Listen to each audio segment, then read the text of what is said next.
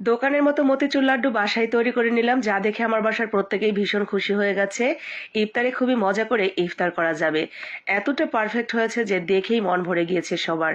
চাইলে কিন্তু আপনারা প্রত্যেকেই বানিয়ে নিতে পারবেন যারা এই ধরনের খাবার পছন্দ করেন, কারণ এই মুহূর্তে প্রত্যেকের বাসাতেই বেসন আছে।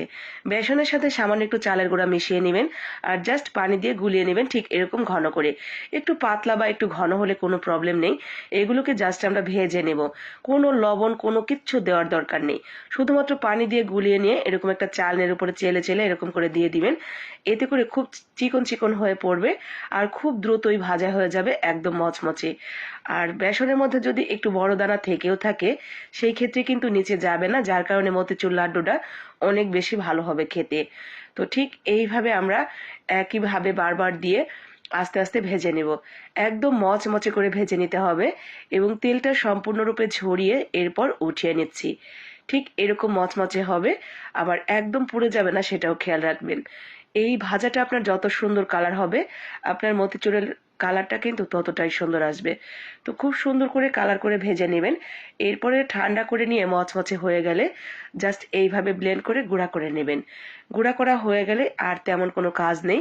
এরপরে যাবেন চুলায়, দিয়ে দিবেন পরিমাণ মতো চিনি, চিনির সাথে সামান্য একটু পানি আর একটা এলাচ দিয়ে দিচ্ছি। এরপরে সামান্য চিনিটা গলে আসলেই আমরা দিয়ে দিব সেই বেসনের ঝুড়াটা। বেসনের ঝুড়াটা দিয়ে অনবরত মিডিয়াম টু লো আঁচে নাড়তে থাকবো। নাড়তে নাড়তে একটা সময় দেখা যাবে এটা দিয়ে নাড়ুর মতো হচ্ছে।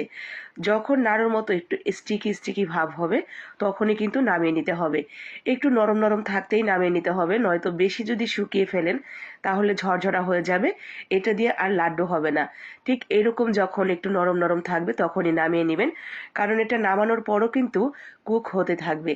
তো গরম থাকা অবস্থাতেই মানে হাত দিয়ে ধরা যায়, ঠিক এইরকম অবস্থাতেই আপনাকে এই লাড্ডুর শেপটা দিয়ে নিতে হবে।